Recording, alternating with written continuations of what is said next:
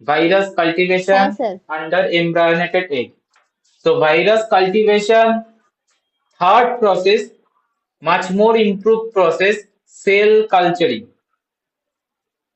Virus cultivation under cell cultures.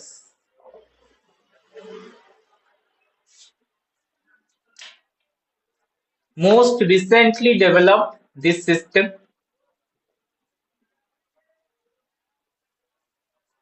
Most recently developed where in vitro cell culture techniques are utilized.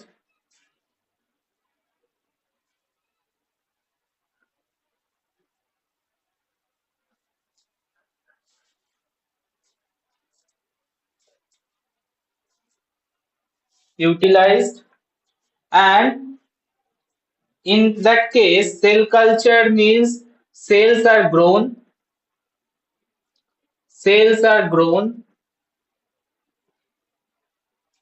in culture media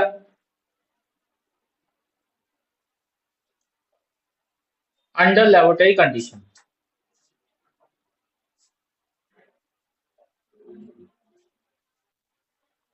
Laboratory condition. So before two cultivation methods যেটা আমাদের ছিল, before two cultivation methods, this is number 3. Number 1 ছিল হচ্ছে whole organ, মানে whole organ বা তোমার পুরো অর্গানিজমটাকে নেওয়া। আর সেকেন্ড সিস্টেম ছিল হচ্ছে এমব্রায়োনেটেড এগস এর আন্ডারে। আর থার্ড সিস্টেম যেটা রিসেন্টলি ডেভেলপ সেটা হচ্ছে সেল কালচার। যদি আমরা এটা এস্টাবলিশ করতে পারি, নট অল ভাইরাস এখনো এস্টাবলিশ করা যায়নি, কিছু ভাইরাস কি করা গেছে সেল কালচারিং। তো যদি আমরা করতে পারি যে ইনভিট্রো সেলের ইনসাইডে ভাইরাসকে আমরা কালচার করতে পারি, যেটা ল্যাবরেটরি কন্ডিশনে মেনটেন করা যায়, তাহলে অনেকগুলো পসিবিলিটি সলভ হবে আর অনেক অ্যাডভান্টেজ আসবে। কি কি অ্যাডভান্টেজ আসবে? Advantage Advantages for cell culturing of viral cultivation. Number one, ব্যাপারটা হোমোজেনাস আসবে। হোমোজেনাস মিনস, দেখো আমরা তো একটা পার্টিকুলার সেলকেই গ্রো করাবো, বাট whereas বিফোর টু সিস্টেমে, টু সিস্টেম যেটা আমরা প্রিভিয়াসলি দেখিয়েছি, ওখানে আমরা অনেকগুলো সেলের মানে এগস এর মধ্যে তো ডিফারেন্ট টাইপস অফ সেল থাকে। তো হোমোজেনাস যে ব্যাপারটা সেটা কিন্তু সেল কালচারই এস্টাবলিশ হবে। পিওর কালচারিং এর যে ব্যাপারটা, যে কনসেপ্টটা আমাদের ব্যাকটেরিওলজিতে আছে, পিওর কালচারিং করার যে কনসেপ্ট, সেটা কিন্তু আমরা সেল কালচার করলে তবেই আমরা পাবো, আদারওয়াইজ নেভার পসিবল। কারণ অনেক সেলের মিক্সচার প্রিভিয়াস টু সিস্টেমে আসবে, এখানে যেহেতু আমরা একটা সেলকেই কালচারে করতে পারবো, তো respective that homogeneous system developed হবে। Number 2, handle much like bacteria.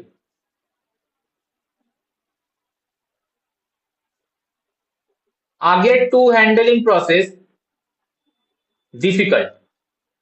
Again, to handling process difficult and expertise need to handle before to cultivation process.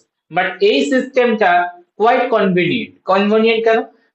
আমরা ল্যাবরেটরি কন্ডিশনে পার্টিকুলার প্যারামিটার সমস্ত কিছু মেনটেন করলেই সেলটা গ্রো করবে, অ্যান্ড ইনসাইড দি সেল আমার ভাইরাসকে establish করবো। তো লাইক যেমন আমরা ব্যাকটেরিয়াকে মেনটেন করি, লাইক দ্যাট আমরা ভাইরাসকে সেল কালচারিং করবো। ঠিক আছে, so handle much like bacteria. Number 3, more convenient to work, more convenient to work compared to whole animals or embryonated egg.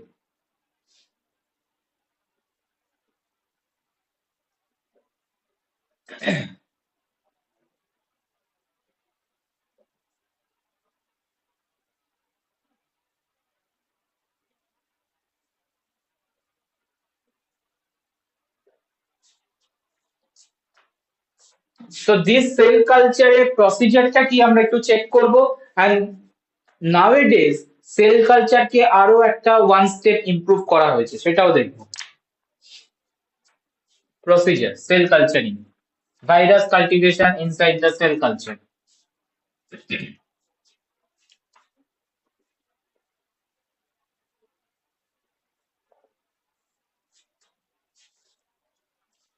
First task হচ্ছে লাইভ টিস্যু কালেক্ট করা। First task live tissue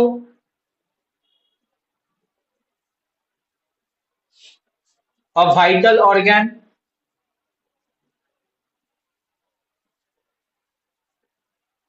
are taken. Then tissue আছে, তো tissue থেকে সেলে নিয়ে যাব কিভাবে? Tissue তো what is the tissue? Tissue means clustering of cell. তো টিস্যুকে সেলে কনভার্ট করব কিভাবে? Any idea?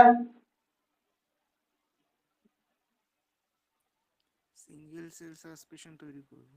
হ্যাঁ, মানে কিভাবে? টিস্যু আছে তো, ক্লাস্টার আছে, তো সেটাকে আমি সেলে কনভার্ট করব কি করে? একটা ডিফারেন্ট টাইপস অফ, মানে সেল কিভাবে টিস্যুতে কনভার্ট করে সেটা আমরা যদি বুঝে যাই তাহলে তার অপোজিট মেকানিজম লাগাবো। সেল টিস্যুতে কনভার্ট করার জন্য কিছু এক্সট্রা সেলুলার প্রোটিন ম্যাটেরিয়ালস এর তোমার কম্বিনেশনে আসে, and that extracellular material combining the neighboring cell together to make the tissue. তো আমাদের টাস্ক হবে কি, টিস্যু টু সেল কনভার্সনে ওই প্রোটিন গুলোকে ডিগ্রেড করে দেবো, ঠিক আছে, যেগুলো হচ্ছে কানেকশন করে রেখেছি।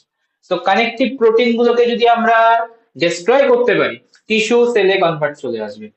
তো লাইভ টিস্যু নেব, সেটাকে স্লাইস করব অ্যান্ড ট্রিট করব with enzyme trypsin or collagenase.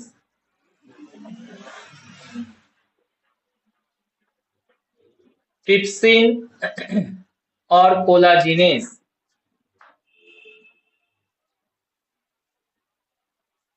Collagenase দেওয়ার মেন রিজন হচ্ছে collagen is the connective protein, যেটা নেবারিং সেলের মধ্যে কানেকশন করায়, টিস্যু ফরমেশনে হেল্প করে। তো কোলাজিনেজ দিলে টিস্যু থেকে সেলে কনভার্ট হবে। নাও সেল সাসপেনশন কে আমরা cell suspension pass through the screen filter, pass through screen filter, একটা ফিল্টার প্রসেসে নিয়ে যাব, তাহলে ডেব্রিজ যা যা আছে সেগুলো রিলিজ হয়ে যাবে, সেলটা বেরিয়ে আসবে। And after that, cells are suspended in a solution, suspended in a solution. That solution maintain osmotic pressure, which maintain osmotic pressure,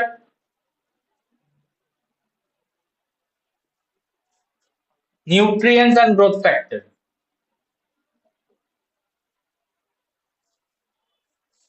Then কি হবে?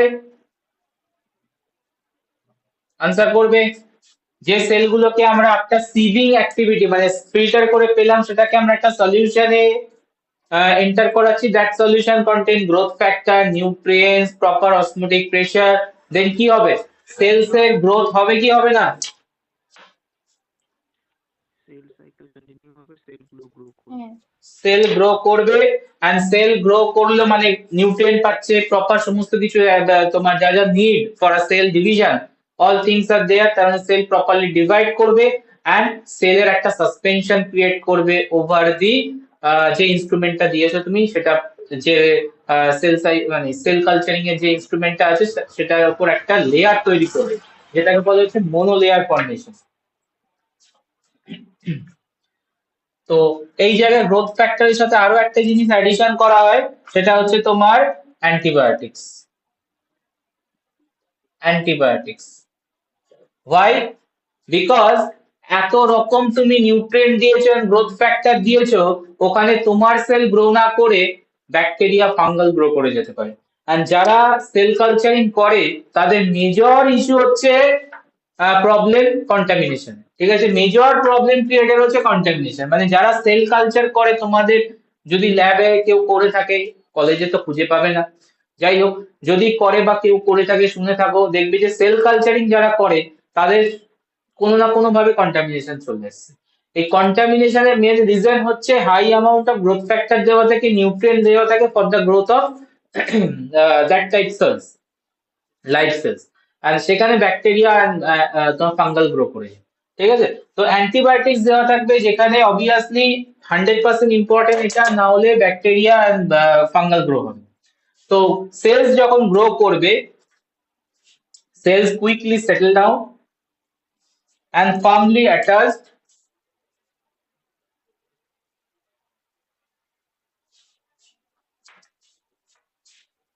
quickly settle into the solution and firmly attached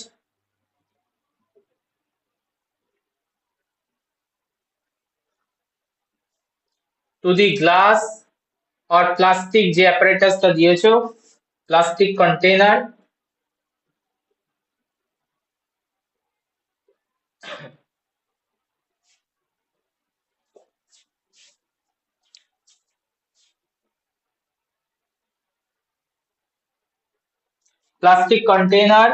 and in that state it start to grow and spread. Cells start to grow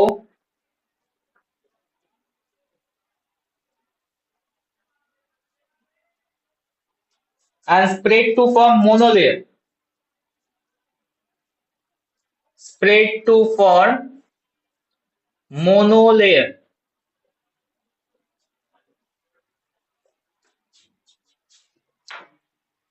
sell কালচারে কন্টেনারটা একটু different দেখতে হয়, এর flask গুলো একটু ডিফারেন্ট, এরকম ফ্লাস্ক থাকে, ঠিক আছে। এন্ড ভার্টিক্যালি রাখা হয় উইথ দ্য নিউট্রিয়েন্ট সলিউশন। এখানে নিউট্রিয়েন্ট সলিউশনটা দেওয়া থাকে, আর সেল এখানে কুইকলি সেটেল ডাউন করে অ্যাটাচ করবে প্লাস্টিক বা তুমি যা দিচ্ছ ম্যাটেরিয়ালটা গ্লাসের সাথে অ্যাটাচ করবে। এন্ড অ্যাটাচ করার প্রপার্টি নর্মাল সেলের একটা behaviour, because normal cell release করে কিছু কানেকটিভ প্রোটিন যেটা অ্যাটাচমেন্ট করায়, যেটা নর্মাল বিহেভিয়ার। তো এখানে প্লাস্টিক বা গ্লাস যে ম্যাটেরিয়ালটাই দিয়েছো সেখানে অ্যাটাচ করে একটা মোনো লেয়ার কনভার্সন করবে, যে মোনো লেয়ার কনভার্সন করবে। বলো, এত অব্দি ক্লিয়ার?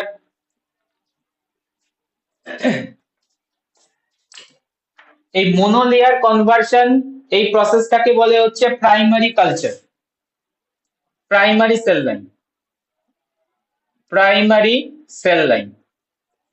প্রাইমারি সেল লাইন এটা আপ টু 2 to 3 অব্দি সার্ভাইভ করবে, তারপরে হচ্ছে এদের সার্ভাইভেবিলিটি লস করবে, মানে ডেথ হওয়া স্টার্ট হবে, ঠিক আছে।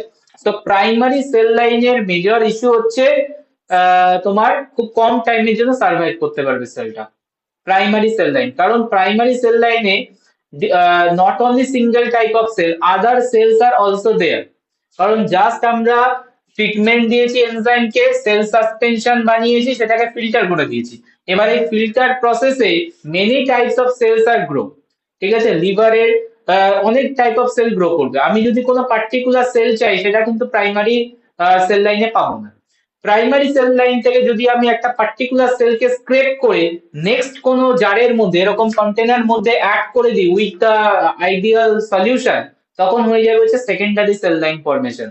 and that secondary cell line can maintain up to 30 to 40%। 30 to 40% এই ওয়ার্ডটাকে মানেটা কি, এখানে বললাম 2 to 3%। পাসেজ মানে হচ্ছে তুমি কতবার সেলটাকে গ্রো করার এবিলিটি রাখতে পারছো। কারণ একটা টাইমের পর কি হবে, সেলের ভায়াবিলিটি লস হবে, ঠিক আছে। কারণ সেলটা একটা টাইমের পর গ্রো করতে চাইবে না, তখন বোঝা যাচ্ছে সেল ভায়াবিলিটি লস করছে। তো এটাকে বলা হচ্ছে পাসেজ টাইম। তো প্রাইমারি সেল কালচারিং বা প্রাইমারি সেল লাইনে পাসেজ টাইম অনেক কম, বাট এখান থেকে যদি আমি সাবকালচার করি পাসেজ টাইম বেড়ে যায়। তো কি করব আমরা, প্রাইমারি সেল লাইন এর পাসেজ হচ্ছে just up to few 2 to 3 survive up to few passage। But এই প্যাসেজটাকে বাড়ানোর জন্য আমরা কি করি, from this monolayer particular cells are collected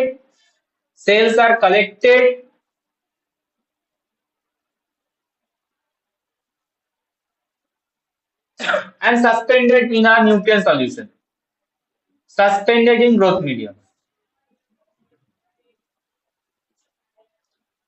medium, another fresh growth medium, তো তুমি যদি এটা করো তাহলে আবার একটা সেল লাইন প্রিপেয়ার হবে, and this cell line is more homogeneous. কেন?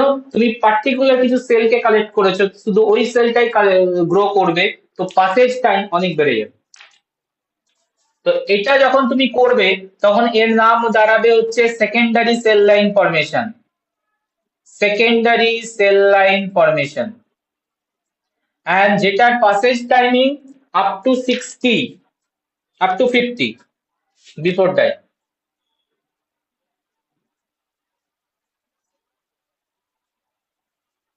তার মানে 50 টাইম তুমি সেকেন্ডারি সেল লাইনের সেলগুলোকে চেঞ্জ করতে পারবে টু দ্য নিউ মিডিয়াতে, 50 টাইম অবধি। আফটার দ্যাট সেলগুলো ভায়াবিলিটি লস করবে।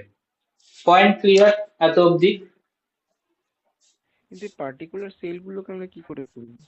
হ্যাঁ, তুমি তো এখানে সেলের কিছু সেল তো মোনোলেয়ার হয়ে আছে, তো মোনোলেয়ার সেলে তো ভ্যারাইটি অফ সেলস আছে। তুমি যে একটা পার্টিকুলার জায়গা থেকে স্ক্রেপ করছো, that particular scrape contain few cells only. তো ফিউ সেল মানে কি, one or two types of সেলই আসবে ওখানে। তো তুমি যখন কালচার করবো টাইপ অফ সেল ডাউন হলো না, পুরো মোনোলেয়ার ছিল, তুমি একটা জায়গা থেকে স্ক্রেপ করেছো, তো টাইপ অফ সেল তো কমলো।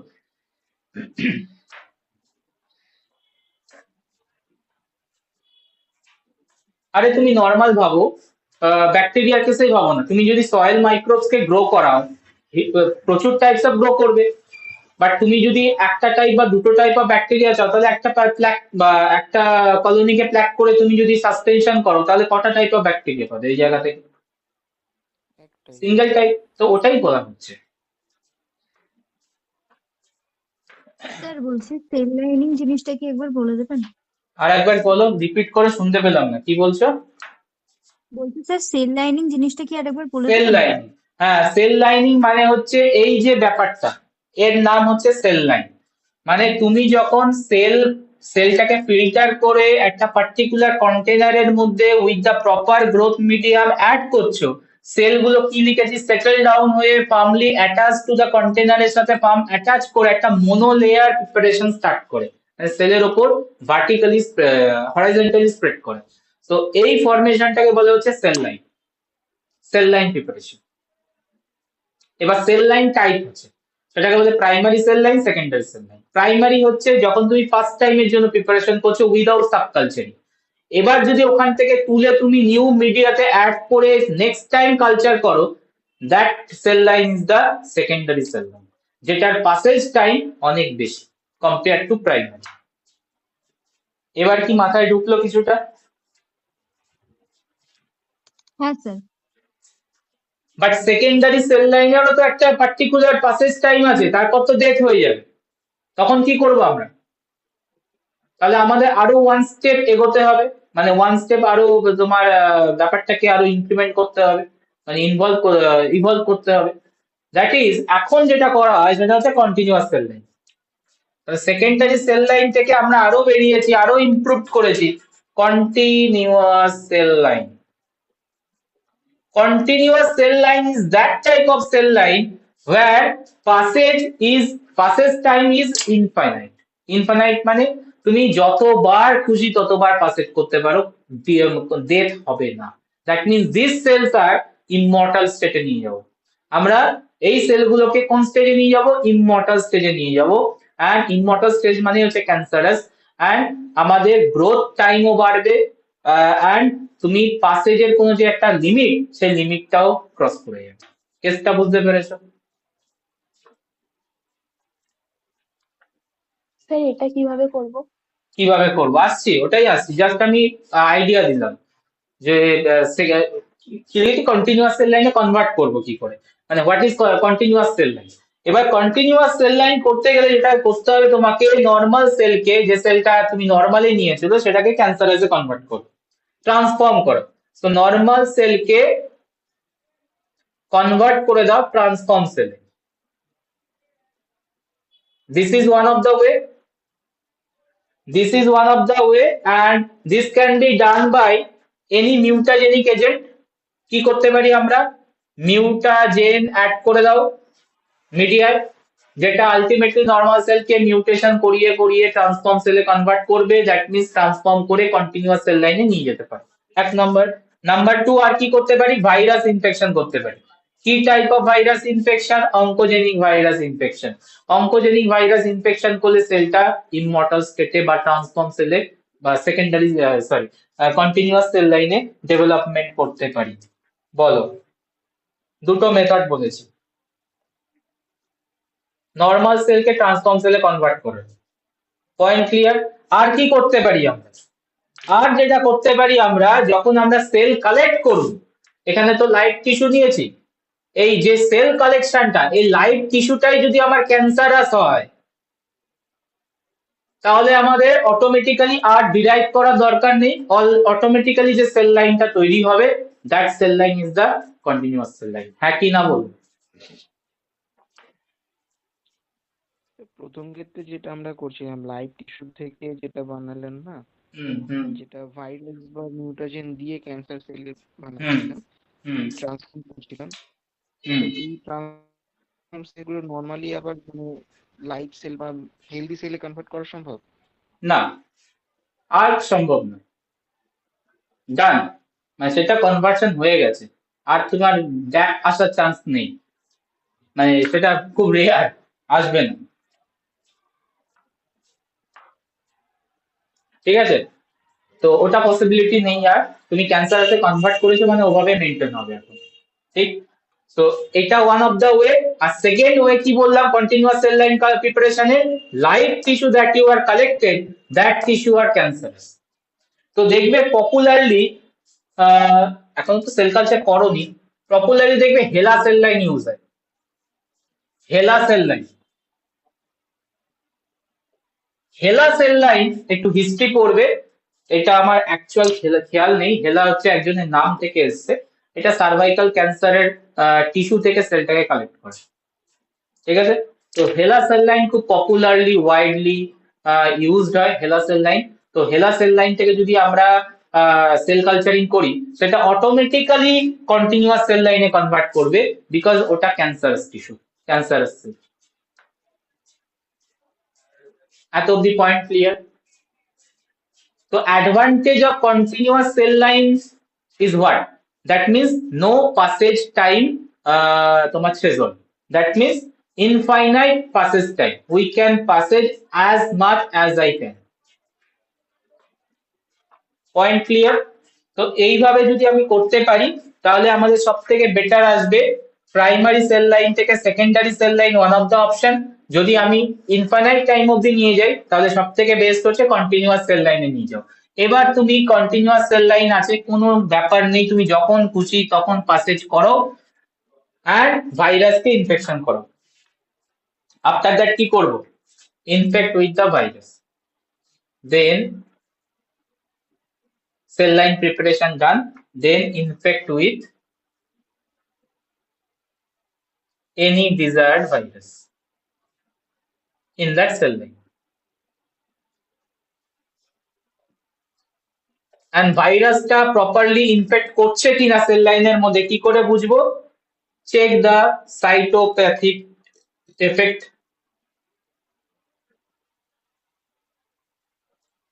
সাইটোপ্যাথিক এফেক্ট, সাইটোপ্যাথিক এফেক্ট কি কি হতে পারে? সাইটোপ্যাথিক এফেক্টে সেল কিল্ড হতে পারে, সেলের স্ট্রাকচারাল চেঞ্জ আসতে পারে, সেলের মধ্যে ভাইরাস আমরা আন্ডার দি মাইক্রোস্কোপ চেক করতে পারি। তো চেক দ্যাট প্রপার্টি যে actually virus is infected into that cell line or not. তো it will be very beneficial, কারণ এভাবে যদি আমরা করতে পারি ভাইরাস থেকে আমরা কন্টিনিউ মেনটেন করতে পারবো, যখন দরকার তখন ভাইরাসকে আমরা কালচারিং এ আনতে পারবো, আইসোলেশনে আনতে পারবো, পিউরিফিকেশনে আনতে পারবো। So that is more convenient to work যদি আমরা অল ভাইরাসকে এই লেভেলে নিয়ে যেতে পারি, দ্যাট মিনস সেল কালচারিং করে কাল্টিভেশন করতে পারি। বাট আনফরচুনেটলি সব ভাইরাস এইভাবে পসিবল নয়, only some of the virus cell culture possible. বলো, কাল্টিভেশন মেথড নাম্বার 3, মোর ইমপ্রুভড, মোর ডিসেন্ট। হ্যাঁ স্যার। ক্লিয়ার? এখান থেকে কিন্তু কোশ্চেন আসে, primary cell line, secondary cell line, transform cell line, মানে কন্টিনিউয়াস সেল লাইন। পুরো ব্যাপারটা ক্লিয়ার। প্রাইমারি সেল লাইন হচ্ছে ফার্স্ট টাইমের জন্য যখন তুমি মনোলেয়ার প্রিপারেশন করলে, that is primary cell line. From this primary cell line যখন তুমি সাবকালচারিং করছো into the new vessel, new media vessel, তখন ওটা সেকেন্ডারি তোমার কালচার হবে, সেল লাইনে কনভার্ট করবে। আর আমি যদি কন্টিনিউয়াস সেল লাইনে কনভার্ট করতে চাই, তাহলে ইদার আমাকে হেলদি মানে যে টিস্যু থেকে আমরা সেল কালেক্ট করছি সেটা হেলদি নয়, সেটা ক্যান্সারাস টিস্যু হতে হবে, অর আমি নর্মাল সেল লাইনকে ক্যান্সারাসে কনভার্ট করতে পারবো by means of some chemical agent treatment, যেটা মিউটাজেনিক, অর ভাইরাস ট্রিটমেন্ট দিয়ে। So cultivation strategy done. Virus cultivation done. Virus কাল্টিভেশনের পর আমরা একটা স্পেশাল ভাইরাসের কাল্টিভেশন স্ট্র্যাটেজি দেখবো, যেটা হচ্ছে ব্যাকটেরিওফেজ কাল্টিভেশন প্রসেস, যেটা তোমাদের সিলেবাসে আছে প্র্যাকটিক্যালি এবং করানো হয়েছে কোনো ল্যাবে, কোনো কলেজের ল্যাবে এখন অব্দি ব্যাকটেরিওফেজ কাল্টিভেশন? আনসার করবে, করেছো কিছু? প্র্যাকটিক্যাল হয়েছে? ভাইরোলজি প্র্যাকটিক্যাল স্টার্ট হয়েছে কিছু? শুনতে পাচ্ছি না। না হয়েছে? হয়েছে। ব্যাকটেরিওফেজ কাল্টিভেশন প্র্যাকটিক্যালে তোমার করতে হবে, এবং ওটা দেয়ও প্র্যাকটিক্যাল, মানে ফাইনাল প্র্যাকটিক্যালে, আর অ্যাজ ওয়েল অ্যাজ এখানেও থিওরিতে দিয়ে দেয় ব্যাকটেরিওফেজের কাল্টিভেশন মেথড। তো ব্যাকটেরিওফেজের কাল্টিভেশন মেথডে আমরা দেখবো হচ্ছে প্ল্যাক ফর্মেশন হয়, রাইট? প্ল্যাক দেখেছো তো? প্ল্যাক দেখেছো তো? ওকে, তো চলো দেখি ব্যাকটেরিওফেজ কাল্টিভেশনের process.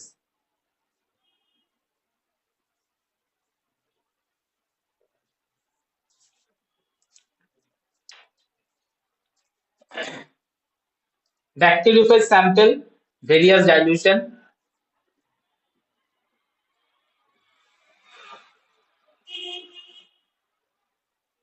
A bacteriophage sample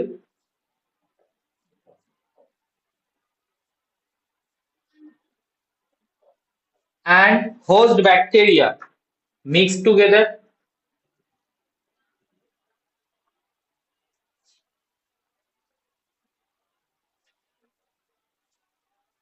Mixed together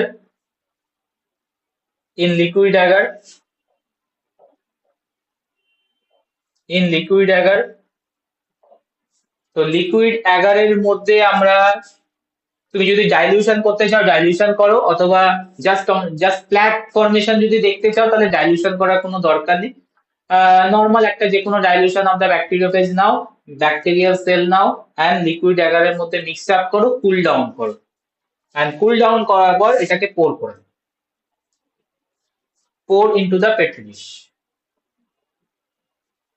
Pour into the petri dish containing hardened layer of agar. Containing hardened layer of agar.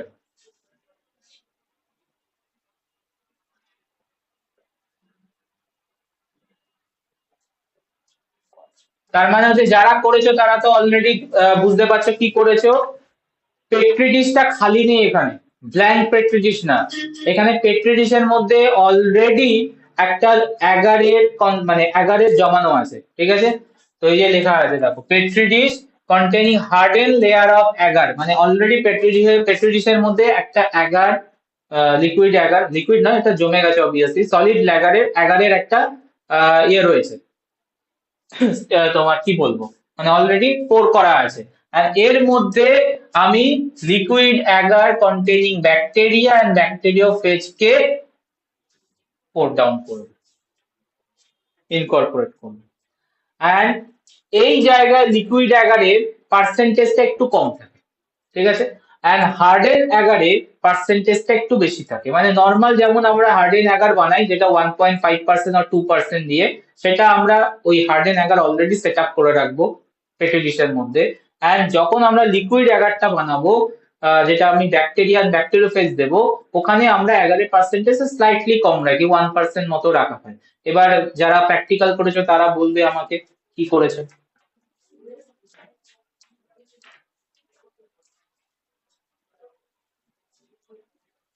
দুটোকেই কি সেম রেখেছো স্যার পার্সেন্টেজ আকারে? না, একটাই কম ছিল, ওই যেটা সফট অ্যাগার লিকুইডটাই হ্যাঁ, কম ছিল। এটাকে বলে সফট ট্যাগার, মানে এটাকে সেমি সলিড ভার্সন বলে, ঠিক আছে? মানে ওই যে আমরা পড়েছিলাম ডিফারেন্ট টাইপ অফ মিডিয়া প্রিপারেশনের টাইমে অ্যাগারের পার্সেন্টেজের উপর বেস করে টাইপিং করা যায়, সফট ট্যাগার, সেমি সফট, আর একটা হচ্ছে হার্ড। তো এটা হচ্ছে সফট, মানে হচ্ছে একটু অ্যাগারের পার্সেন্টেজটা কম থাকে। এটা কেন করা হয়, সফট রাখা হয়? তাহলে হচ্ছে প্ল্যাক ফরমেশনটা বেটার বোঝা যায়, ঠিক আছে? তো তুমি যদি হার্ড করে দাও দুটোকেই, তাহলে প্ল্যাক ফরমেশনটা বোঝা যাবে না। প্ল্যাক মানে কি, তুমি দেখতে পারবে একটা স্মল স্মল ডট ক্রিয়েট করেছে, একটা লাইসিস জোন বা একটা ক্লিয়ার জোন আসছে, বাট ক্লিয়ার জোনটা খুব বড় নয়, খুব স্মল একটা জাস্ট ডট। তো ওটা যদি বুঝতে চাও তাহলে অবভিয়াসলি ওপরের পার্সেন্টেজ অফ অ্যাগার কমাতে হবে, সফট করতে হবে, তবে একটু ভালো করে বোঝা যায়। তো প্ল্যাক ফরমেশনের জন্য এটা করানো হয়।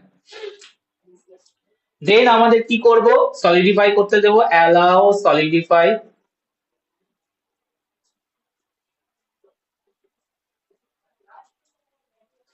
into a thin top layer.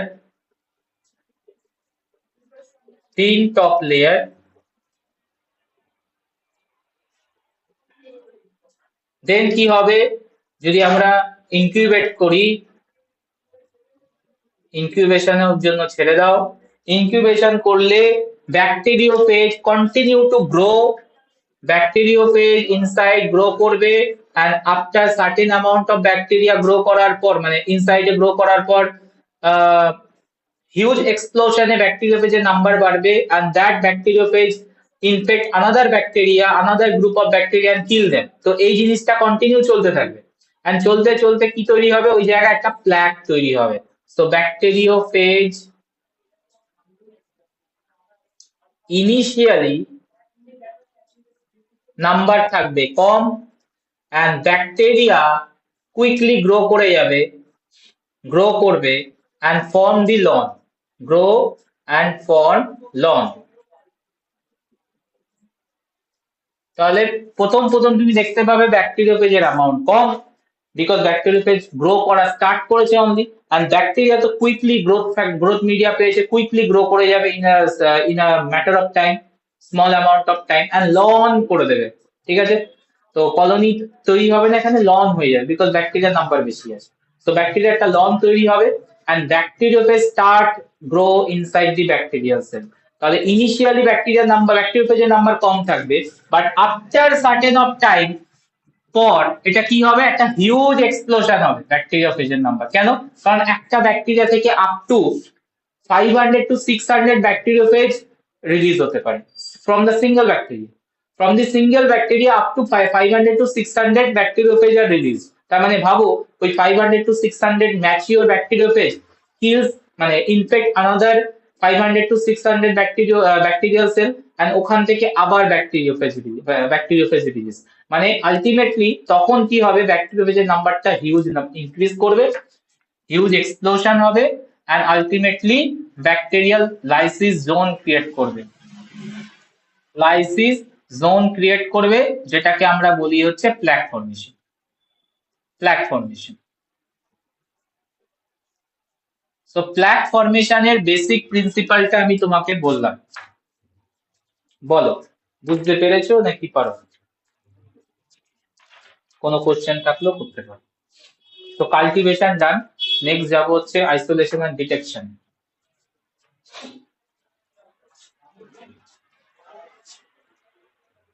তোমরা কি কিট বেস করেছো?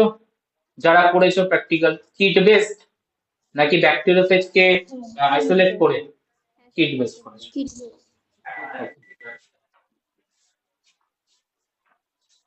আর কোন কিছু জায়গায় কিছু কলেজ কিট বেস করায় না, কিছু কলেজ হচ্ছে তোমার আইসোলেট করে তারপরে করায় ব্যাকটেরিওফেজ কে। যদি ব্যাকটেরিওফেজ কে আইসোলেট করতে চাও, কোথা থেকে আইসোলেট করবে? Any idea? Sewage. Correct. Drainage water, sewage, এই সমস্ত যায়। সিওয়েজ থেকে তো পাবে না, সিওয়েজে কে তোমার হাতটা ঢোকাবে বলো? তো করতে হবে মেনলি ড্রেন ওয়াটার থেকে, ড্রেন ওয়াটার থেকে মেনলি। যাই হোক, যে নিচের যে লেয়ারটা বানানো ছিল আকারের, ওটা কি নর্মাল নিউট্রিয়েন্ট আকার দিয়ে বানানো না শুধু আকার দিয়ে বানানো? না না, নর্মাল নিউট্রিয়েন্ট আগারই থাকে, নিউট্রিয়েন্ট অ্যাগারই থাকে, বাট ওটার হ্যাগারের পার্সেন্টেজ একটু হাই, কারণ ও তো নিউট্রিয়েন্ট প্রোভাইড করবে আলটিমেটলি। আর ওপরে যে লিকুইড লেয়ারটা দিচ্ছ সেটা হচ্ছে তোমার একটা থিন লেয়ার, মানে ওটা খুব বেশি এমএল থাকে না, ওটা কত 10 ml মতো বোধহয় ঢালে সব মিক্সটা। তাহলে ওখানে যে ব্যাকটেরিয়া গুলো গ্রো করছে তারা তো মানে পুরোপুরি অ্যানারোবিক মানে অ্যারোবিক ওরা হতে পারছে না তাহলে পুরো। দেখো এখানে এরোবিক অ্যানারোবিকের কোনো গল্প নেই তো, এখানে আলটিমেটলি ব্যাকটেরিয়াকে গ্রো করতে হবে। আর আমি যে ব্যাকটেরিয়াকে গ্রো করাতে চাইছি সেটা হচ্ছে ইকোলাই, আর ইকোলাই এরোবিক অ্যানারোবিকের কোনো ব্যাপার নেই, ও তো ফ্যাকাল্টি, ও তো যে কোনো কন্ডিশনে গ্রো করে যায়। তো এখানে এরোবিক অ্যানারোবিকের কোনো কথাই আসছে না, ঠিক কিন্তু আছে? তো সেটা গ্রো নিচে গ্রো করতে ওখানে তো সরাসরি কেন, অক্সিজেনের কন্টেন্ট আসছে না। না কেন কেন ও নিচে গ্রো করবে কেন? নিচের লেয়ারে কেন গ্রো করবে? নিচের লেয়ার থেকেও নিউট্রিয়েন্ট পাবে, গ্রো তো ওপরেই করবে, তুমি তো মিক্স করে দিয়েছো। ওপরের লেয়ারটা তো, নিচের লেয়ারটা তো হার্ড করা আছে, মানে অলরেডি এস্টাবলিশড, তো ওখান থেকে ওপর থেকে নিউট্রিয়েন্ট আসতে পারে, বাট গ্রো তো ওপরেই করবে।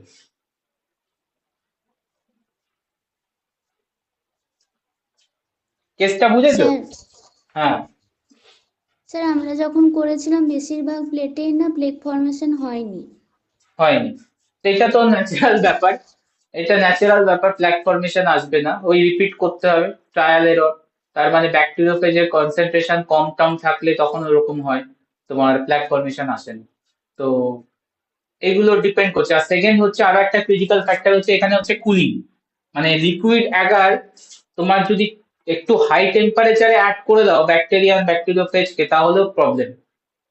তো ওটা একটা খুব ক্রিটিক্যাল এরিয়া, যে যেখানটায় তুমি অ্যাড করছো ব্যাকটেরিয়াল সেলকে আর ব্যাকটেরিওফেজ, কারণ একটু বেশি টেম্পারেচারে অ্যাড করলে ব্যাকটেরিয়াল সেল তো ডিস্ট্রয় হবে, তার সাথে ব্যাকটেরিওফেজটাও ডিস্ট্রয় হয়ে যাবে। তো ওই জায়গাটা একটু ক্রিটিক্যালি দেখো। অ্যান্ড তুমি আরেকবার রিপিট করো, আই থিঙ্ক আসবে, একটু টাইম লাগে, মানে টাইম লাগে মিনস হচ্ছে ওই একবার দুবার ফেলিওর হয়, বাট আসে, প্র্যাকটিক্যাল আসে, রেজাল্ট আসে। স্যার স্যার আমাদের গ্রুপের পরীক্ষার এসেছিল। সময় যদি হ্যাঁ আসে, হ্যাঁ আমাদের রেজাল্ট আসে। স্যার বলছি তো পরীক্ষার সময় যদি না আসে তখন। তখন ওই যে একটাই কথা বলে দিয়েছি, তোমার কি কি প্রবলেম মনে হচ্ছে, যেমন আমি বললাম কি, যে that step is very critical, যেটা হচ্ছে তোমার addition of bacteriophage and bacteria into the liquid agar. তাহলে ওই জায়গাটা তোমাকে ট্রাবেল শুটিং এ আনতে হবে, লিখতে হবে, ঠিক আছে? তো আর দু একটা স্টেপ তোমাকে দেখতে হবে, যদি না আসে, রেজাল্ট না আসে, বাই চান্স, তুমি তো, তোমাকে তো আর সেকেন্ড অপশন দেওয়া হবে না, যে পারফর্ম করো আর আর একদিন তুমি করো, তাহলে তোমার কাজ হচ্ছে ট্রাবেল শুট করা, যে কোথায় প্রবলেম হয়েছে সেটার তোমার নিজের মতো করে আনসার করা, আর সেটার উপর বেস করে এক্সামিনার নাম্বার দেবে। মানে পুরো নাম্বার না পেলেও হাফ নাম্বার তো পাবে, আচ্ছা ঠিক আছে? তো নেক্সট যাব হচ্ছে assay of virus, virus cultivation done, assay of virus.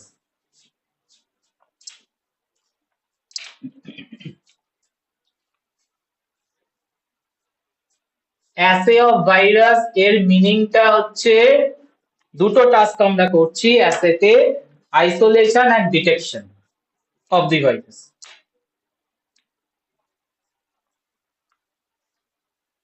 Virus isolation দেখবে লেখা আছে unit 1, and detection.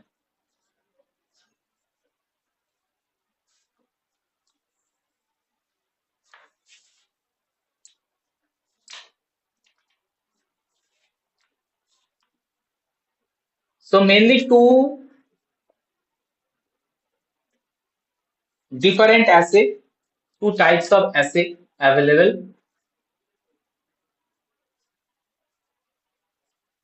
Assay number one, biological assay, biological assay, or এটাকে আমরা বলতে পারি মেজারমেন্ট অফ ইনফেকশিয়াস ইউনিট,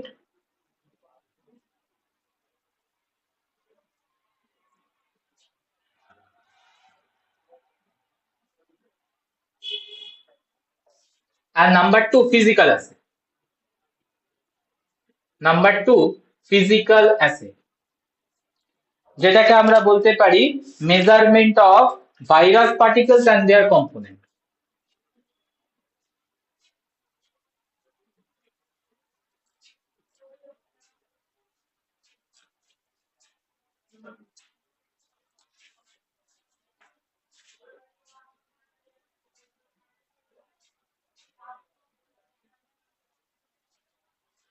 তো একটা স্যাম্পেলে ভাইরাস আছে কি নেই সেটা আমরা কি করে বুঝবো?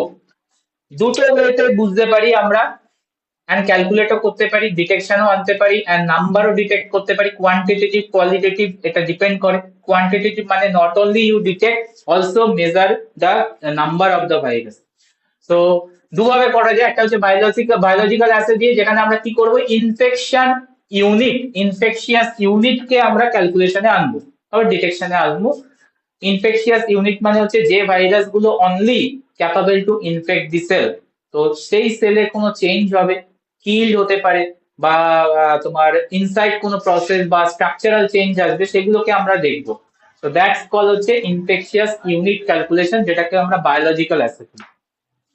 আর ফিজিক্যাল অ্যাসেতে টোটাল কাউন্টিং হয়। Physical as total counting, because এখানে কোনো যে ভাইরাস গুলো হয়তো তোমার ডিফেক্টিভ ভাইরাস, সেটাও ক্যালকুলেশনে চলে আসবে in case of physical as, because here virus particles and their components are detected, measured. Virus particles and their components are measured. That means total count provide করবে physical assay, ঠিক আছে? কোনো selective counting আসবে না। But number 1 দিয়ে যেটা biological as, কোনো selective count পাবে, মানে দ্যাট ভাইরাস, মানে ধরে নাও 100 ভাইরাস পার্টিকেলস আছে লেটস সে, আর 100 এর মধ্যে 8টা হচ্ছে ম্যাচিওর আর 20 হচ্ছে তোমার ডিফেক্টিভ। তাহলে আমি যদি ফিজিক্যাল অ্যাসে করি, আমাকে দেখাবে কি 100 ভাইরাস পার্টিকেলসই আছে, ঠিক আছে? বাট যদি আমি বায়োলজিক্যাল অ্যাসে করি, তাহলে আমাকে দেখাবে হচ্ছে 80 ম্যাচিওর ভাইরাসের নাম্বার, বিকজ ওই ভাইরাস গুলো সেল, হোস্ট সেলকে অ্যাটাক করবে, হোস্ট সেলে চেঞ্জ আসবে। তো ওই নাম্বারটা আমরা পাবো, 20 ক্যালকুলেশন পাবো না। কি বলতে চাইছি বুঝতে পেরেছো?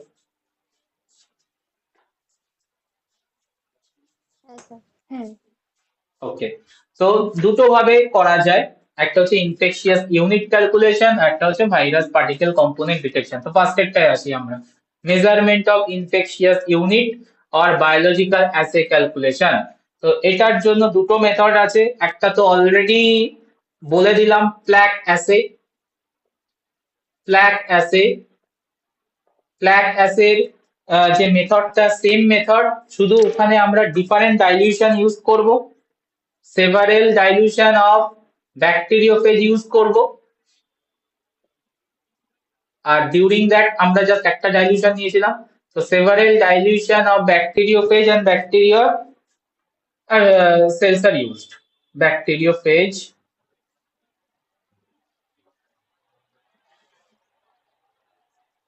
samples are taken.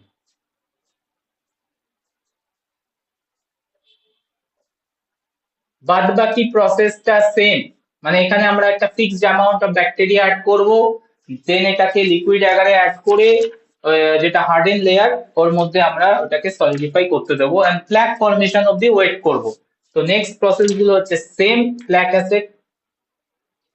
এন্ড প্ল্যাক অ্যাসেটে আমরা কাদের ডিটারমিনেশন করব? That bacteriophage which are effective means mature, which are infect the host cell. তো প্ল্যাক অ্যাসেতে তারাই ক্যালকুলেশনে আসবে যারা ইনফেকশন করার এবিলিটি রাখে, হ্যাঁ কি না? কারণ তারাই তো আলটিমেটলি ব্যাকটেরিয়া সেলকে লাইজ করবে, এন্ড লাইজ করে প্ল্যাক ফর্মেশন করবে। যারা ডিফেক্টিভ ব্যাকটেরিওফেজ, এরা কোনোভাবে প্ল্যাক তৈরি করতে পারবে? আনসার করবে না স্যার। ঠিক আছে, তাহলে টোটাল স্যাম্পেলে আমরা দ্যাট ব্যাকটেরিওফেজকে ক্যালকুলেশন আনছি, এই জন্য এটা বায়োলজিক্যাল অ্যাসে। প্ল্যাক অ্যাসিড হচ্ছে biological as. That means only counting bacteriophage number is the effective bacteriophage, not the defective one, মানে যারা ম্যাচিওর ব্যাকটেরিওফেজ। ওকে, তো সেভারেল ডাইলিউশন ব্যাকটেরিওফেজ স্যাম্পল নিলে, বাদ বাকি প্রসেস করলে, প্ল্যাক ফর্মেশনের জন্য ওয়েট করো। এন্ড তোমাদের এটা ক্যালকুলেশনও করতে হয়, সেটা হচ্ছে প্ল্যাক ফর্মিং ইউনিট দিয়ে আমরা এটাকে ডিরাইভ করি। প্ল্যাক ফর্মিং ইউনিট যেমন আমরা ব্যাকটেরিয়ার কেসে ইউজ করি CFU, কলোনি ফর্মিং ইউনিট, এখানে আমরা ইউজ করব হচ্ছে PFU ক্যালকুলেশন। PFU ক্যালকুলেশনের জেনারেল ফর্মুলা কি? Number of প্ল্যাকস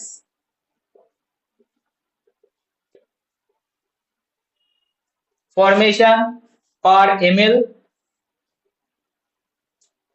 into dilution factor, that is the formula of PFU. CFU এর মতোই ফর্মুলা, কারণ আমরা এখানে let assume one bacteriophage produce one plaque, ঠিক আছে? যেমন আমরা ওখানে ধরে নিই যে one bacteria cell produce one colony, bacteria CFU calculation. আর এখানে আমরা অ্যাজিউম করে নিই একটা bacteriophage inside the bacterial cell এই কি করেছে, প্ল্যাক জেনারেট করেছে। তার মানে one bacteriophage equals to one plaque যদি আমরা ধরি, তাহলে আমরা পিএফইউ ক্যালকুলেশন করতে পারবো, which is number of plaques per ml of that serial dilution and into dilution factor, যত অ্যামাউন্টে dilution factor এটাকে করেছে। বলো পিএফইউ ক্যালকুলেশন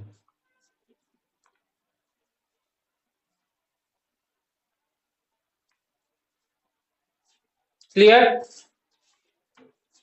হ্যাঁ স্যার। এটা করতে হয় তো, এটা তোমাদের করতে দেবেও, পিএফইউ বার করতে দেবে।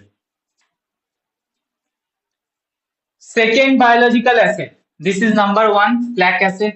সেকেন্ড হচ্ছে endpoint dilution assay. Second biological assay endpoint dilution asset.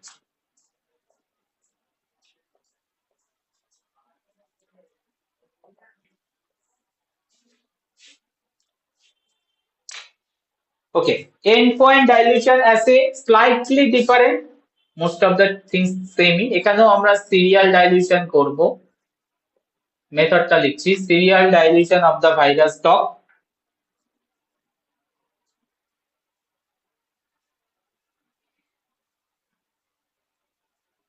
Stocks are prepared, then আমরা inoculate করব virus dilution K, virus solution K into the test unit. Inoculate into the test unit. That test unit could be cell line, that test unit could be whole organism, তো যে কিছু হতে পারে। Then the number of test unit have been infected, এটাকে ক্যালকুলেশনে আনবো। The number of test unit that have become infected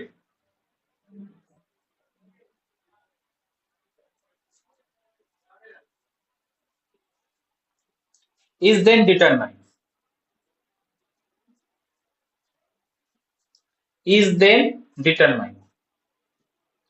For each virus dilution.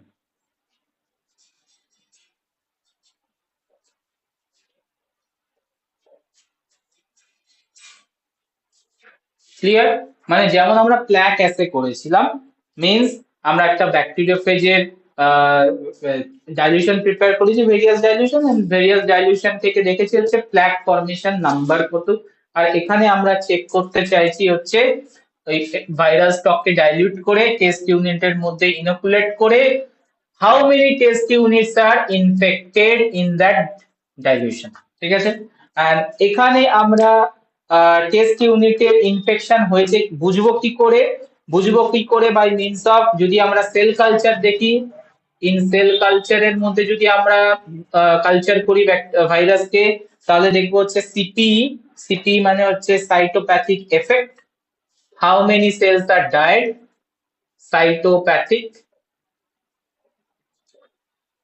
Not only died, আরো কিছু factor দেখা হয়। সাইটোপ্যাথিক এফেক্ট দেখবো যদি আমরা এগস এর মধ্যে দিই, ইন এগস, কারণ এমব্রায়োনেটেড এগ আলাদা কাল্টিভেশন মেথড ছিল, আর অ্যানিমালস এর মধ্যে দিই, হোল অ্যানিমালস, তাহলে আমরা চেক করব হচ্ছে ডেথ অ্যামাউন্ট আর ডিজিজ অ্যামাউন্ট।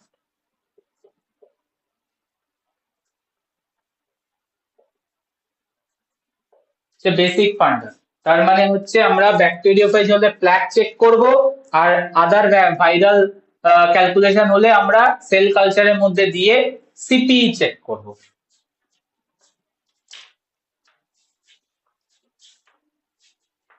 বলো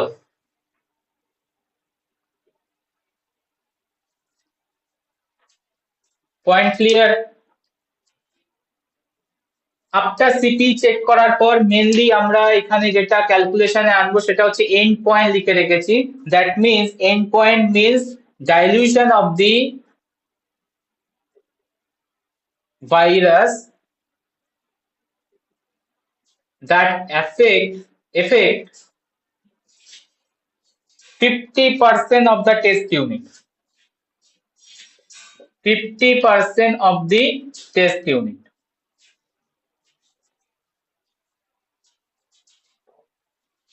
And this number expressed as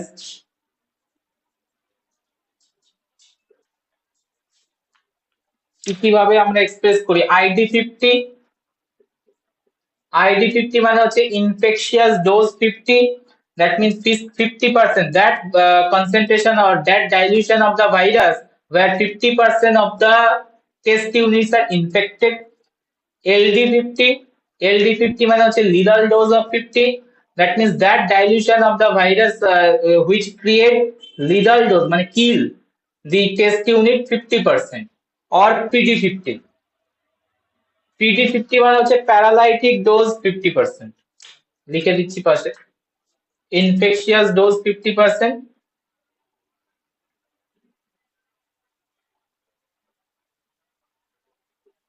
লিদাল dose 50%, paralytic dose 50%।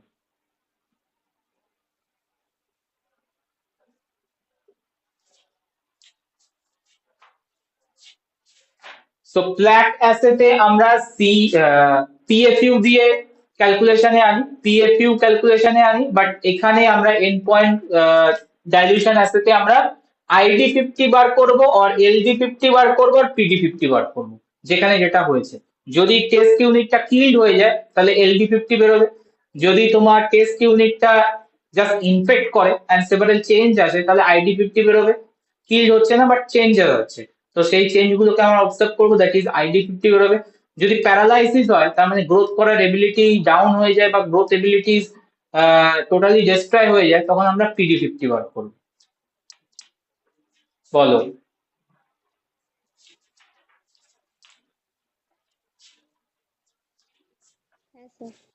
Sir এখানে আমরা ডাইলিউশন ফ্যাক্টরটা দিয়েই বার করবো তো? ডাইলিউশন ফ্যাক্টর তোমার ইয়ে হবে, মানে মাল্টিপ্লাই, মাইনাস বলছি, মাল্টিপ্লাই হবে। ID50 PD50 LD50 বের করার টাইমে তুমি যে ডাইলিউশন দিয়ে ID50 পাচ্ছ সেটা মাল্টিপ্লাই করতে হবে।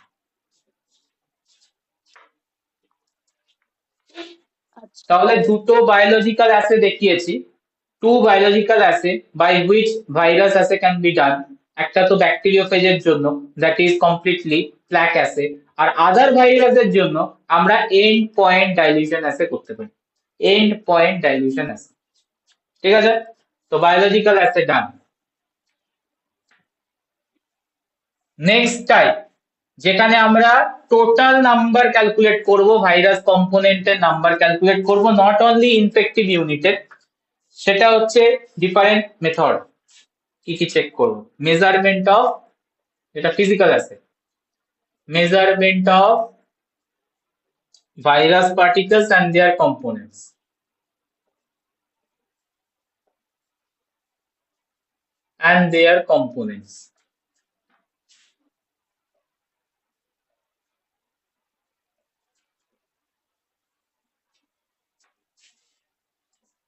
First assay type, electron microscope এর use. Electron microscope. Use of electron microscope to assay the virus. কিভাবে করব আমরা? ভাইরাস প্রিপারেশন কে মিক্সড করব, ভাইরাস প্রিপারেশন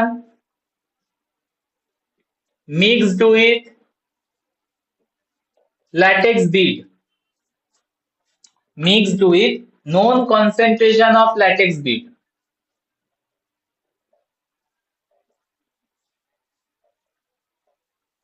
ভালো করে ব্যাপারটা দেখবে একটু। কি করলাম? আন্ডার লাইট ইলেকট্রন মাইক্রোস্কোপে ব্যাপারটাকে চেক করব, নাম্বার কাউন্টিং করব। কিভাবে কাউন্টিং করব? যেমন তোমরা হিমোসাইটোমিটারে কাউন্টিং করেছো ব্যাকটেরিয়া, লাইক দ্যাট আমরা ভাইরাসকে কাউন্টিং করব। কিরকম ভাবে? ভাইরাসকে আমরা ল্যাটেক্স বিডের সাথে কানেকশন করাবো, অ্যাবজর্ব করাবো। এবার ল্যাটেক্স বিডের কনসেন্ট্রেশন আমরা নোন রাখবো, আর ভাইরাস যেটা আননোন থাকবে, ঠিক আছে? তাহলে ভাইরাস প্রিপারেশনকে আমরা মিক্স করব known concentration of latex bead, then the number of virus particles and the beads are calculated, counted under electron microscope, under EM, number of virus particles and beads are counted.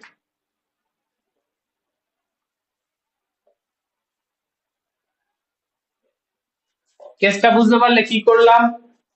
Direct virus particle কে counting করব না, known concentration of bead নিয়ে absorb করিয়ে then counting এ আনবো। তাহলে আমরা দেখতে চাইছি how many beads are left. এই বিটস কাউন্টিং মানে হচ্ছে এইগুলো অ্যাবজর্ব করেন, that beads are not absorb by the virus particles, ঠিক আছে? আর বাকি বিটস গুলো ভাইরাস পার্টিকেল অ্যাবজর্ব করেছে, মানে বিটস এর সাথে রেজিন বিটস মানে ল্যাটেক্স বিট নেওয়া হয়, তো ল্যাটেক্স বিট আর ভাইরাসের মধ্যে একটা বন্ডিং হয়। তো ল্যাটেক্স বিট এর তোমার নাম্বার সেপারেটলি তোমার ক্যালকুলেট করব, as well as virus particle containing latex beads, এটাকে আমরা ক্যালকুলেট করব, এন্ড ফ্রম দ্যাট আমরা ভাইরাস কনসেন্ট্রেশন মেজার করব। This allow determination of concentration of virus particles.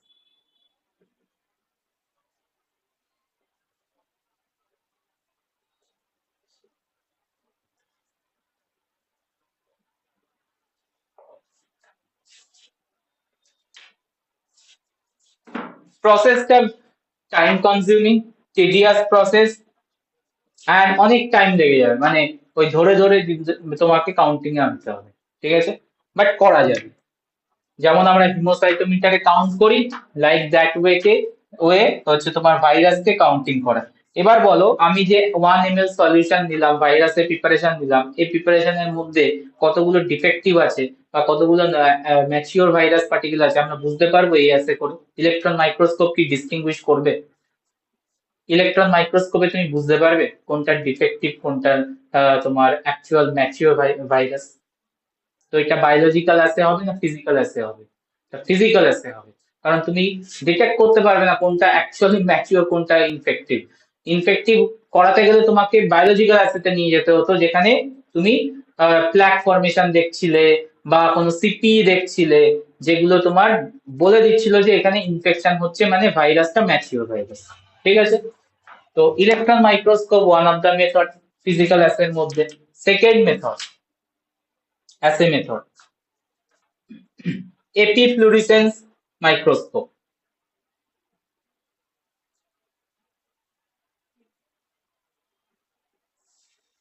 Epifluorescence microscope মানে ফ্লুরোসেন্স মাইক্রোস্কোপের ইউজ। এখানেও আমরা যেটা করতে চাইছি, এখানে ল্যাটেক্স বিডস এর জায়গায় ভাইরাসকে মিক্স করাবো উইথ দি ফ্লুরিসেন্স মলিকিউল। তো ফ্লুরিসেন্স মলিকিউল যখন বাইন্ড করবে ভাইরাসের সাথে, একটা লাইট প্রোভাইড করবে, ফ্লুরেস করবে, যেটা আমরা এপিফ্লুরেসেন্স মাইক্রোস্কোপে চেক করব। ওই লাইটের কাউন্টিং থেকে আমরা number of virus in that sample per ML solution আমরা বুঝতে পারবো, ঠিক আছে? মেথডস একই, জাস্ট লাইট চেক। কি করবো আমরা? স্টেন the virions with fluorescent dyes,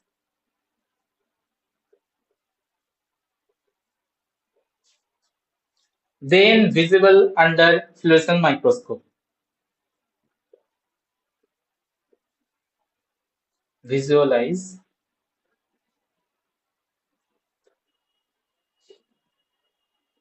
under fluorescent microscope.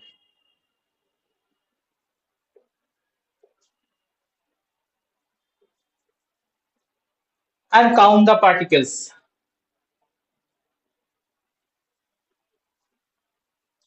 Count the particles. আগে তো কিছুই দেখা যেত না, বাট এখন ফ্লুorescent ডাই অ্যাড করে দিয়েছো, তার মানে পার্টিকেলস গুলো কালার দেবে, লাইট দেবে, যেটাকে তুমি মাইক্রোস্কোপের আন্ডারে বুঝতে পারবে।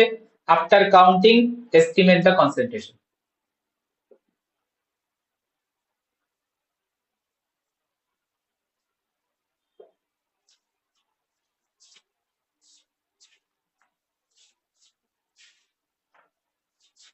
ফিজিক্যাল অ্যাসে, দুটো মেথড দেখালাম।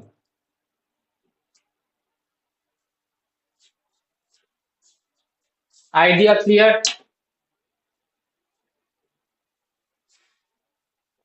হ্যাঁ sir. Number 3,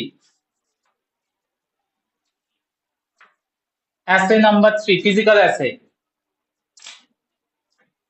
hemagglutination assay, hemagglutination assay, heme agglutination,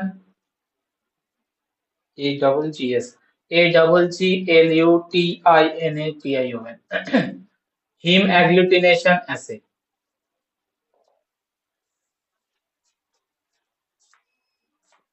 Indirect method to calculate the animal virus.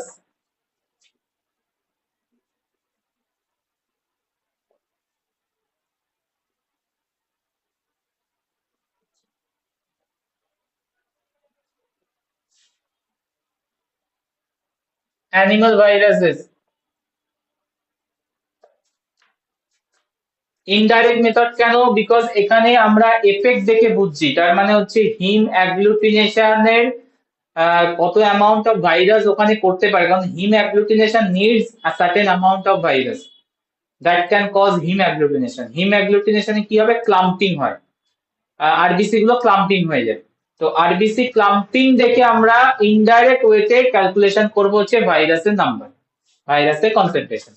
তো সেটার নাম হচ্ছে হিম অ্যাগ্লুটিনেশন অ্যাসে। এটা অ্যানিমাল ভাইরাসের জন্যই পসিবল, তাও আবার all types of animal virus না, যে ভাইরাস গুলো ক্যাপাসিটি রাখে হিম অ্যাগ্লুটিনেশন অ্যাক্টিভিটি তাদেরকে এটা করা যেতে পারে। তো এখান থেকে আমরা ভাইরাস টাইটার মানে বার করবো আর কি, ভাইরাস ক্যালকুলেট করব। ভাইরাস টাইটার, ভাইরাস টাইটার মানে কি? Number of virus present in that sample.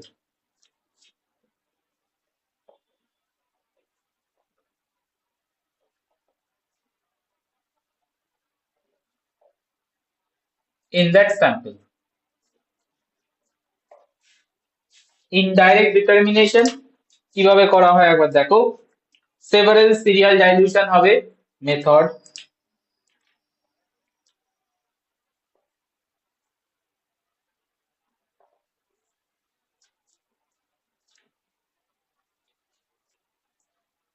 several serial dilution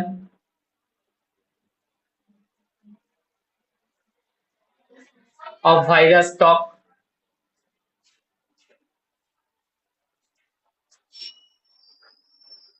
and mixed with known quantity of RBC, known quantity of red blood cells.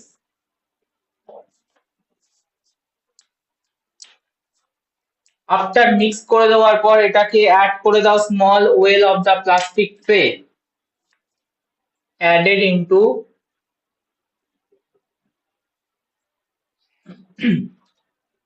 wells in tray.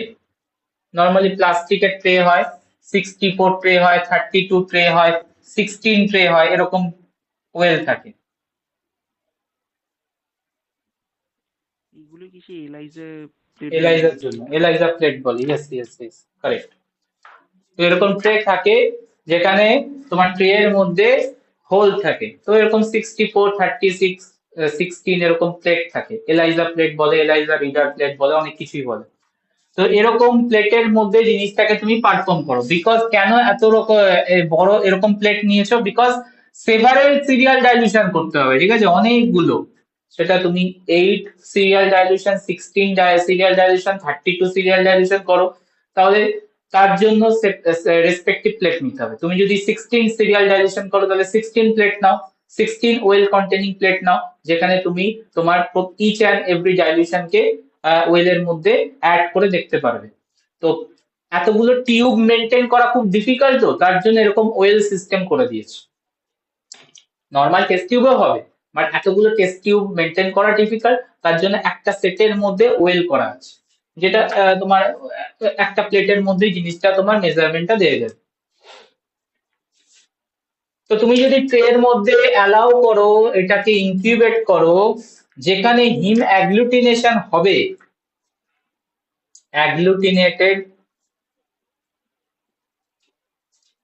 অ্যাগ্লুটিনেটেড RBC diffuse lattice তৈরি করবে। মানে কি দেখে তুমি বুঝবে আর কি অ্যাগ্লুটিনেশন হয়েছে? Diffuse lattice and non-agglutinated RBC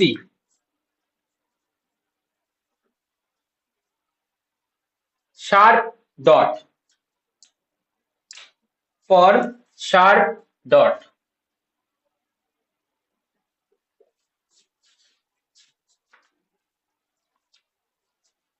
so আমাকে আনসার করার চেষ্টা করবে, ধরো এই একটা স্ট্রিট, ওয়েল স্ট্রিট,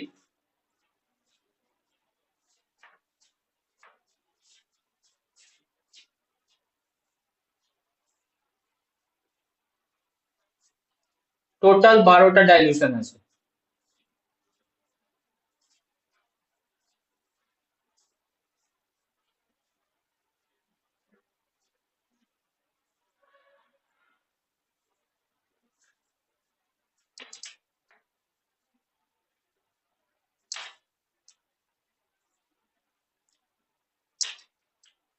আর ডাইলিউশন করেছি আমি 1:4, 1:, কালার চেঞ্জ করি, 1:4, 1:8, several dilution, 1:16, then হচ্ছে 1:32, 1:64, 1:128, 1:256, এটার হচ্ছে দেন 1:512, এটার ডাইলিউশন হচ্ছে 1:1024, দেন হচ্ছে 1:2048, এটা হচ্ছে 1:4096, 1:8192। তো এরকম আমরা ডাইলিউশন করেছি স্যাম্পল। অনেকগুলো ডাইলিউশন একসাথে করা যায়। এবার তুমি অ্যাড করেছো, অ্যাড করার পর ইনকিউবেশন করে দেখতে পাচ্ছ হচ্ছে এরকম একটা situation.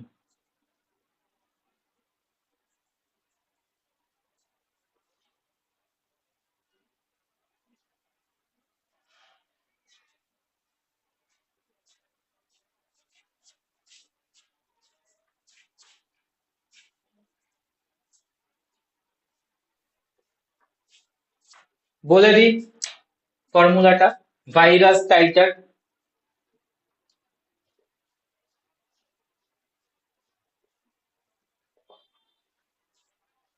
highest dilution of the virus preparation, highest dilution of virus preparation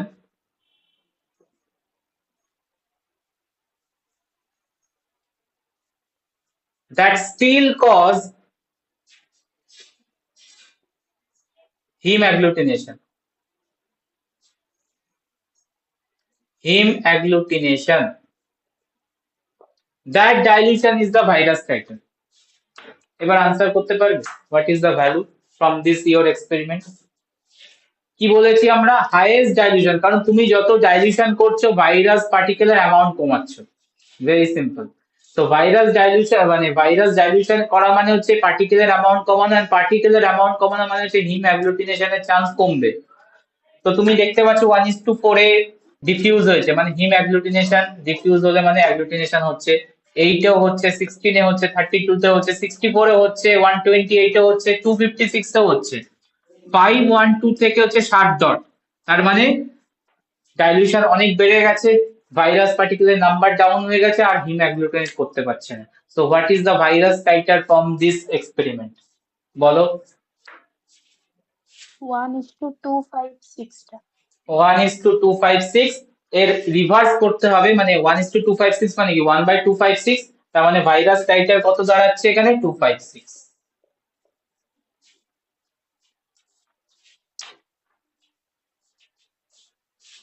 বলো, বুঝতে পারছো কিছু? এটা হচ্ছে indirect way to determination of virus number.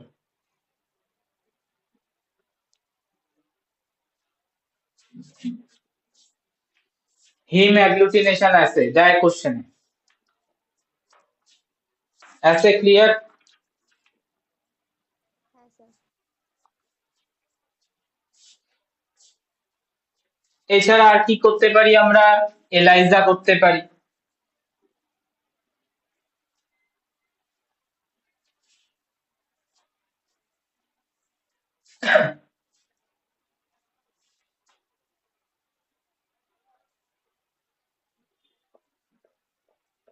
ELISA full form enzyme linked immunosorbent as.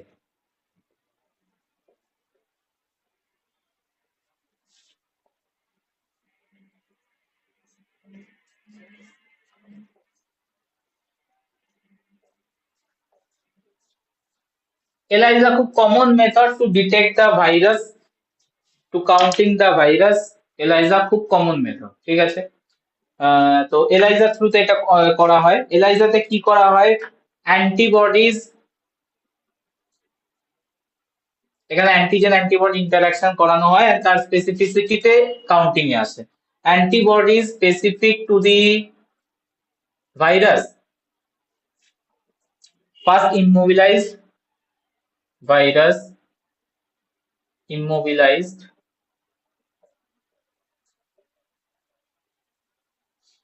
then specimen যেটা আমরা unknown specimen সেটাকে অ্যাড করব in that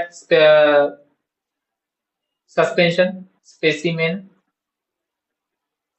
added to the solid support, followed by যখন তুমি স্পেসিমেন অ্যাড করবে, যদি স্পেসিমেনের মধ্যে ভাইরাল অ্যান্টিজেন থাকে তাহলে অ্যান্টিবডি ওকে ক্যাপচার করবে, বিকজ অ্যান্টিবডিটা ওই ভাইরাস স্পেসিফিক ছিল। So if viral antigen present, viral antigen present, antibody will capture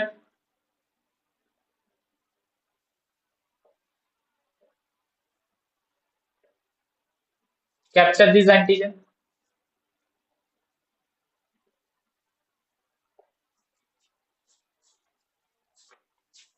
and এখান থেকে আমরা ডিটেকশন করতে পারবো কত অ্যামাউন্ট অফ বাউন্ড হয়েছে অ্যান্টিজেনের সাথে antibody. Bound antigen, viral antigen can be detected and counted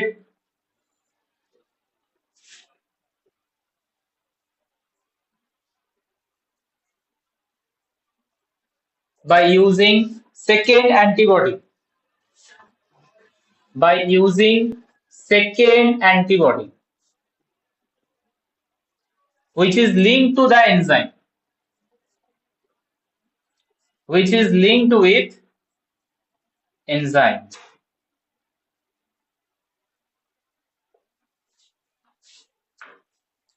তো প্রসেসটা নাম চেক করবে, এলাইজার ফুল ফর্মে লেখা ছিল এনজাইম লিঙ্কড ইমিউনোসরবেন্ট অ্যাসে, তার মানে এখানে ইমিউনোলজিক্যাল রিঅ্যাকশনও হবে এন্ড দ্যাট ইমিউনোলজিক্যাল রিঅ্যাকশনের ডিটেকশন কে করাবে? এনজাইমটা। এনজাইমটা কার সাথে কনজুগেট করা থাকে? সেকেন্ড অ্যান্টিবডির সাথে কনজুগেট করা থাকে। এন্ড এনজাইমটার স্পেশালিটি কি? এনজাইমটার স্পেশালিটি হচ্ছে that enzyme can convert the substrate, যে সাবস্ট্রেটটা আমরা দেব, ইনটু ক্রোমোজেনিক ওয়ান্স। মানে যে সাবস্ট্রেটটা তোমার বিফোর দ্যাট ছিল হচ্ছে নন কালার, বাট আফটার দ্যাট এনজাইমটা কি করবে? ওকে কালারে কনভার্ট করবে। আর এই কালার বা ক্রোমোজেনিক সাবস্টেন্স কে কতটা অ্যামাউন্ট অফ কালার জেনারেট করছে, তার মানে তত বেশি বাউন্ড হয়েছে enzyme, enzyme containing secondary antibody. তো সেটাকে আমরা ডিটেকশন করব কালারের কনসেন্ট্রেশন দেখে। যত বেশি কালার কনসেন্ট্রেশন, তার মানে হচ্ছে সেকেন্ড অ্যান্টিবডিটা তত বেশি বাইন্ডিং করেছে, এন্ড তত বেশি বাইন্ডিং করা মানে কি? ভাইরাল অ্যান্টিজেনের লোড বেশি না কম? লোড অনেক বেশি। বলো, ডায়াগ্রাম দেখাচ্ছি। ফার্স্টে আমি কি করব? অ্যান্টি, কি বলছো বুঝতে পেলাম না। অ্যান্টিবডি, এনজাইমটা কোন ক্যাটাগরি? না, কোন এনজাইমটা দিচ্ছি আমরা এখানে? আচ্ছা, সেটা ডিপেন্ড করা যায়, অনেক রকম এনজাইম ইউজ করা যায়। অ্যালকালাইন ফসফেটেজও ইউজ করা যায়, যেটা তোমার কালার প্রডিউস করে হচ্ছে পিএনপিপি থেকে পিএনপি, অ্যালকালাইন ফসফেটেস ছেড়ে এখন ক্রোমোজেনিক সাবস্টেন্স ইউজ করানো হয়, সেটা হচ্ছে হর্স রেডিস পারঅক্সিডেজ এইচআরপি ইউজ করা হয়। তো ডিফারেন্ট এনজাইম আছে যেটা কালার প্রোডাকশনের জন্য ইনভলভ। তো ফার্স্টে আমি যেটা দিয়েছি হচ্ছে অ্যান্টিবডি, এই যে অ্যান্টিবডি ফার্স্টে ইমোবিলাইজ করে রেখেছি সারফেসে, ঠিক আছে, that antibody specific to the virus. এবার আমি স্পেসিমেন কে অ্যাড করছি। এবার ভাইরাসটা আমি জাস্ট একটা কথা বলছি, তুমি ডেঙ্গির ডিটেকশনে যাচ্ছ, ঠিক আছে, এটা তো খুব কমন এই টাইম। তো ডেঙ্গি ভাইরাসের ডিটেকশনে যাচ্ছে, ELISA is the one of the method. তো কি করব আমরা, তোমার স্পেসিমেন কালেকশন করবে, মানে ব্লাড স্পেসিমেন কালেকশন হবে। ব্লাডের মধ্যে যদি ডেঙ্গি ভাইরাসের এক্সিস্টেন্স থাকে তাহলে আমি এই অ্যান্টিবডিটা দিয়েছি হচ্ছে ডেঙ্গি ভাইরাস স্পেসিফিক। তো ডেঙ্গি ভাইরাসকেও ক্যাপচার করবে, হ্যাঁ কি না, ডেঙ্গি ভাইরাসকেও ক্যাপচার করবে, ঠিক আছে। তো যত বেশি তোমার স্পেসিমেনে লোড ভাইরাসের তত বেশি ক্যাপচার হবে। কেসটা কি বুঝতে পারছো? হ্যাঁ স্যার। যত বেশি লোড তত বেশি ক্যাপচার হবে। হ্যাঁ, তুমি যখন এই লোডটা বুঝবে কি করে যে কত বেশি লোড, তুমি সেকেন্ড অ্যান্টিবডি দেবে। তো সেকেন্ড অ্যান্টিবডি কি করবে, এই জায়গায় এসে বাইন্ড করবে, এই জায়গায় এসে বাইন্ড করবে। তো এটা একটা স্যান্ডউইচ মতো তৈরি করবে, দেখো দুটো অ্যান্টিবডি মাঝে অ্যান্টিজেন, এটাকে বলে স্যান্ডউইচ এলাইজা, ঠিক আছে। আমি যেটা এখানে করেছি এটা হচ্ছে স্যান্ডউইচ এলাইজা। আরো অনেক টাইপ অফ এলাইজা হয়, ওগুলো পরে গিয়ে বুঝবো, মানে ইমিউনোলজিতে আছে। তো এই সেকেন্ড অ্যান্টিবডিটার সাথে ট্যাগ করা হচ্ছে একটা এনজাইমকে, যে এনজাইমটা কি করে, সাবস্ট্রেটকে কনভার্ট করে প্রোডাক্টে নিয়ে যায়, দ্যাট প্রোডাক্ট ইজ কালারফুল। এবার এই স্যাম্পেলে যত বেশি কালারের ডেনসিটি যত বেশি, তার মানে কি বুঝবো, আমার স্যাম্পেলে স্পেসিমেনে ভাইরাস অ্যান্টিজেন প্রপোর্শনাল। বলো, এই জায়গাটা বুঝতে পারছো? কালারের ডেনসিটি যত বাড়বে, ভাইরালের অ্যান্টিজেনের কোয়ান্টিটি ইন দ্য স্পেসিমেন তত বেশি হয়। তার মানে কারোর যদি ডেঙ্গি হয়ে থাকে আমি কনফার্মলি দেখতে পাবো যে কালারের ডেনসিটি।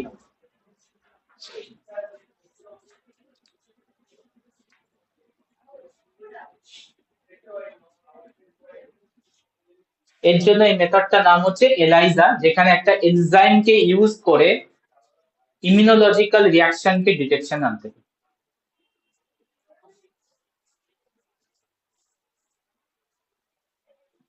বলো, প্রসেস ক্লিয়ার? ঠিক আছে, তাহলে ফিজিক্যাল অ্যাসে ডান, কয়েকটা মেথড দেখালাম। ফিজিক্যাল অ্যাসে থেকে বায়োলজিক্যাল অ্যাসেতে দুটো মেথড দেখিয়ে দিয়েছি। দ্যাট মিন্স এই পার্টটা কমপ্লিট। কি বাকি আছে, মানে কি বলবো, জাস্ট পিউরিফিকেশন বলবো।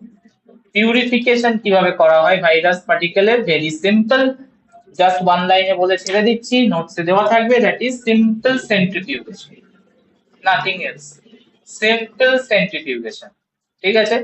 হার্সেচেজের এক্সপেরিমেন্টও দেখেছো, ভাইরাস পার্টিকেলকে সেপারেট করার জন্য ব্যাকটেরিয়া থেকে সিম্পল সেন্ট্রিফিউগেশনের নিয়েছে, অ্যাসোসিয়েট করিয়েছে। তো purification of the virus very simple, তুমি আইসোলেট করে নেওয়ার পর পিউরিফাই করাটা সিম্পল সেন্ট্রিফিউগেশন করতে, that's it. So unit 1 complete. Unit 2 তে যাব নেক্সট ক্লাস থেকে, দ্যাট ইজ হচ্ছে ব্যাকটেরিওফেজ। মাথা কিন্তু ঘেটে যাবে ব্যাকটেরিওফেজ পড়তে গিয়ে, যখন জেনেটিক্সে ঢুকবো। তো আস্তে আস্তে এই ব্যাপারগুলো আসবো, মানে লাইটিক লাইসোজেনিক এই ব্যাপারগুলোতে যখন ঢুকবো মাথা কিন্তু ঘাটবে। ইউনিট 1টা এলাইসা যেটা ইজি করা ছিল। হচ্ছে, হ্যাঁ বলো। এলাইসার ক্ষেত্রে তো আমরা তাহলে ভাইরাসের নাম্বার যেটা সেটা কাউন্ট করতে পারছি না, শুধুমাত্র ওর বেশি আছে না কম আছে সেটা বলতে পারবো। কেন কাউন্ট করতে পারবে না? তুমি তো একটা এই যে কালারের ইন্টেন্সিটি একটা ভ্যালু দেবে, মানে যেমন এই তুমি ওডি ওডি ওডি ভ্যালু ভ্যালু মাপো। হ্যাঁ, আচ্ছা কারেক্ট। ওডি ভ্যালু থেকে যেমন তুমি একটা সেলের নাম্বার বার করো, ওরকম কালার ইন্টেন্সিটি ইকুয়ালস টু কত অ্যামাউন্ট, সেটা পি ফর্ম দেখে নেবে, দেখে নিয়ে তো তুমি বুঝে যাবে। আচ্ছা, ঠিক আছে। ঠিক আছে, তো এন্ড করলাম, ইউনিট 1 কমপ্লিট। বাকি নোটসটা আমাকে একটু বলে মনে করে নিয়ে নিও। কিছুটা তো পাঠিয়েছি নাকি ভাইরোলজি, কিছু পোর্শন পাঠিয়েছি না, না কিছুই পাঠাইনি? হ্যাঁ পাঠিয়েছি। যাই হোক, তো বাকি পোর্শনটা নিয়ে নিও, ইউনিট 1টা নিয়ে নিও, নেক্সট ক্লাস থেকে আমরা ইউনিট 2 এন্ড করলাম।